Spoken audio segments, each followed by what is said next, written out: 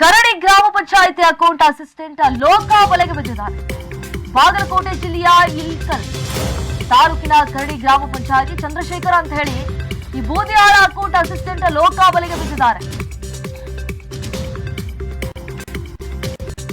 ಖಾತಾ ಬದಲಿಸಿ ಪಾಣಿ ಮಾಡಿಕೊಡ್ಬೇಕು ಅಂತಂದ್ರೆ 4,500 ರೂಪಾಯಿ ಲಂಚ ಕೇಳ್ತಾ ಇದ್ದಾರೆ.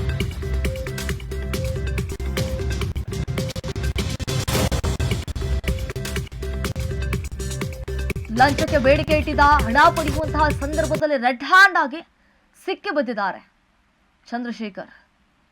ಲೋಕಾಯುಕ್ತ ಎಸ್ಪಿ ಮಲ್ಲೇಶ್ವರ ನೇತೃತ್ವದಲ್ಲಿ ನಡೆದಿರುವಂತಹ ದಾಳಿ ಇದು. ಬೆಳ್ಳಂಬೆಳಗ್ಗೆ ಲೋಕಾಯುಕ್ತರ ಅಧಿಕಾರಿಗಳ ಕೈಗೆ ರೆಡ್ ಹ್ಯಾಂಡ್ ಆಗಿ ಸಿಕ್ಕಿ ಬಿದ್ದಿದ್ದಾನೆ.